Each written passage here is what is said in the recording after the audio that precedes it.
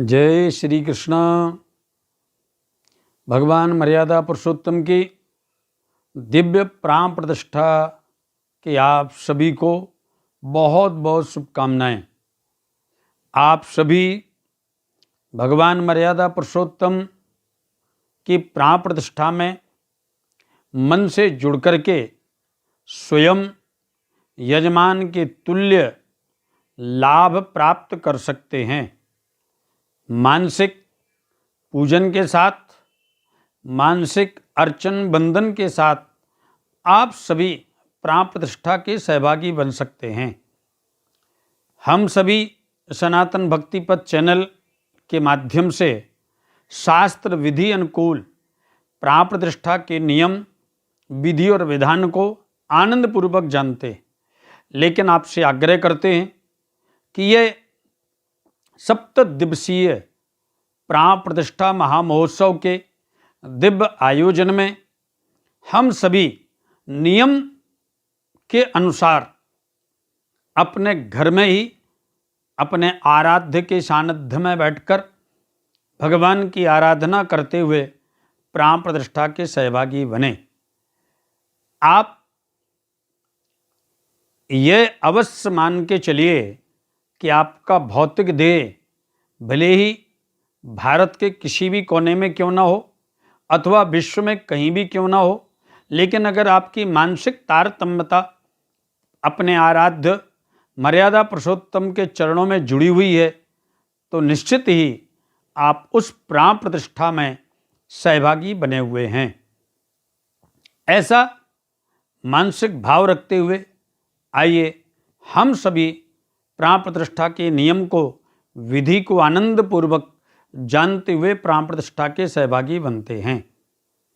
सर्वप्रथम प्राण प्रतिष्ठा में यजमान और आचार्य के नियम बड़े विस्तृत हैं, जिसमें ब्रह्मचर्य का पालन करना, भूमि पर शयन करना, व्रत करते हुए अपनी इंद्रियों का निधिध्यासन करना, साथ में वायु शुद्धि, मानसिक शुद्धि, आभ्यंतर शुद्धि और वायु शुद्धि का ध्यान रखना, वाणी का संयम के साथ, विचार के साथ उच्चारण करना, इसके साथ ही अपने इष्ट, अपने आराध्य की आराधना में निमग्न रहना, विचारों पर विशेष ध्यान रखना, कामम क्रोधम मदम मानम मत्सरम लोभमेव च दंभम मोहम तथा द्वेषम दूरश्चेद प्रतिष्ठावृत्ति को, यह सभी चीज़ों से दूर होकर के और शांति पूर्वक प्रतिष्ठा में प्रवेश करना चाहिए। और यही नियम आचार्य जी के हैं। शास्त्रों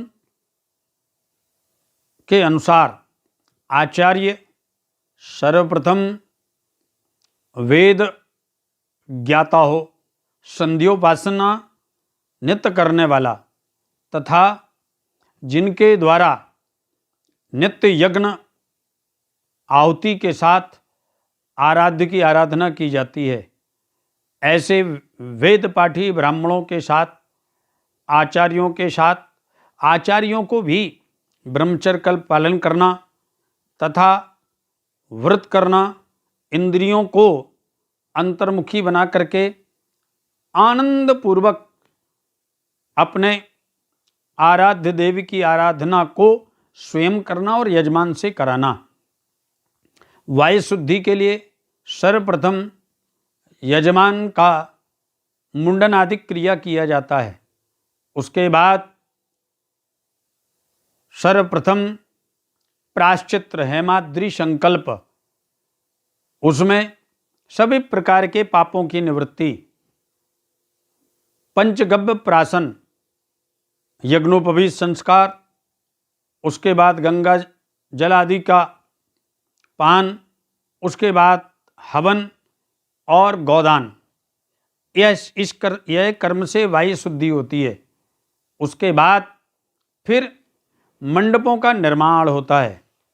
सर्वप्रथम जल यात्रा, नगर के किसी भी सरोवर से अथवा दिव्य नदी आदि के द्वारा साथ में जाकर के, पास में जाकर के वहाँ पर वरुण का और कलश का पूजन होता है।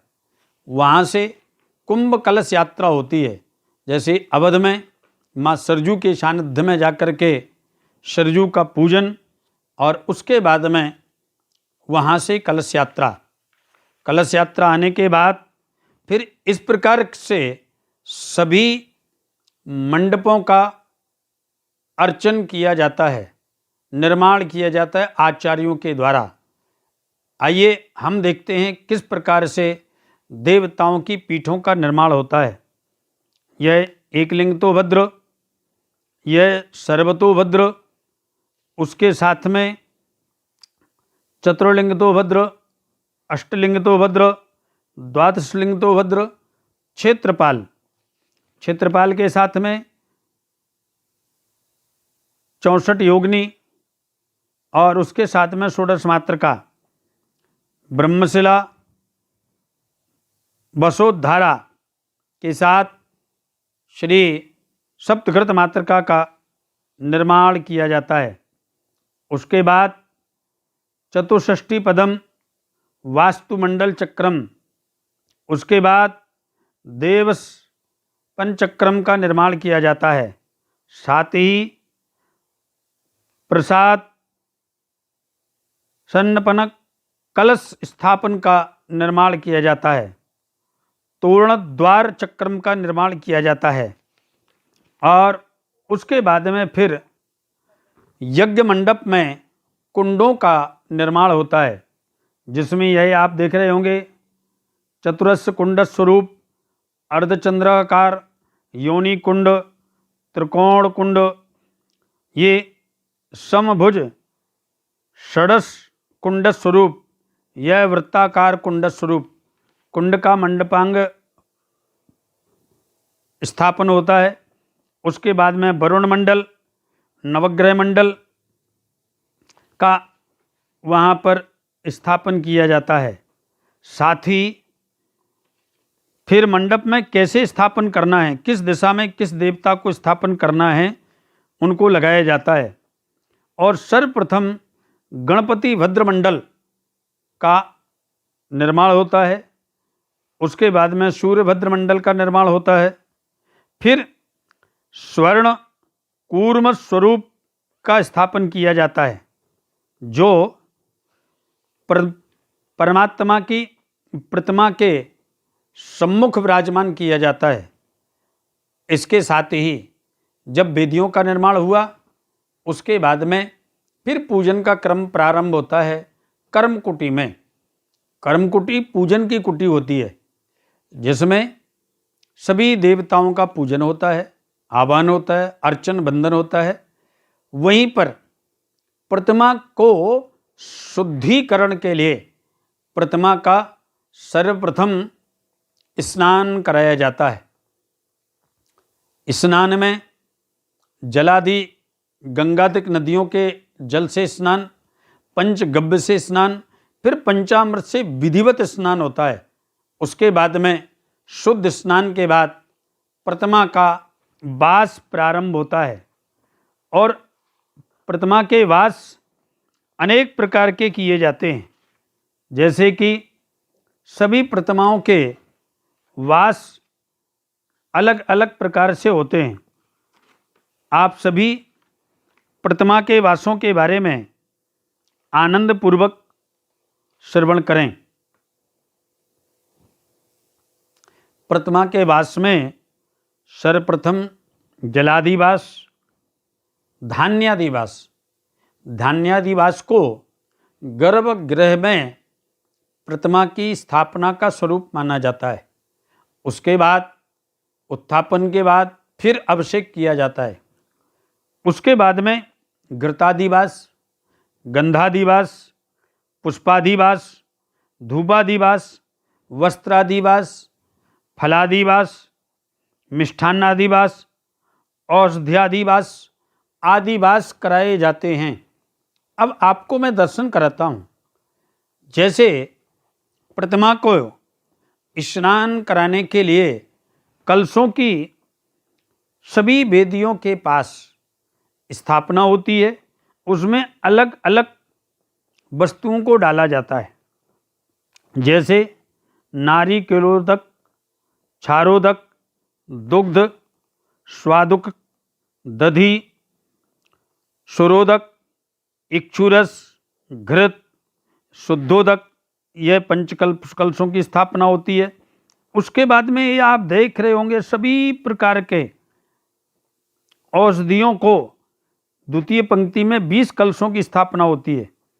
उसके बाद इनके द्वारा स्नान किया जाता है, जैसे मृत्तिका, जल, गोमय, गौमूत्र, भस्म, पंचपल्लव, दुग्ध, दधि, गौघृत, मधु, शर्करा। इसके बाद में फिर शुद्धोदक 2 कलशों से स्नान होता है। फिर पंचामृत से स्नान किया जाता है। फिर 5 कलशों से शुद्ध जल के द्वारा स्नान कराया जाता है। उसके बाद में पंचम पंक्ति में 14 कलशों की स्थापना की जाती है, जिसमें गंध, पंचपल्लव, सर्वौषधि, श्वेत पुष्प, शांति जल, फलोदक, स्वर्ण, गौश्रृंगोदक, सप्तधान्य। इसके बाद में सहस्त्र छिद्र युक्त दिव्य कुंभ कलश के द्वारा अभिषेक किया जाता है। फिर दिव्य औषधियों से अभिषेक होता है।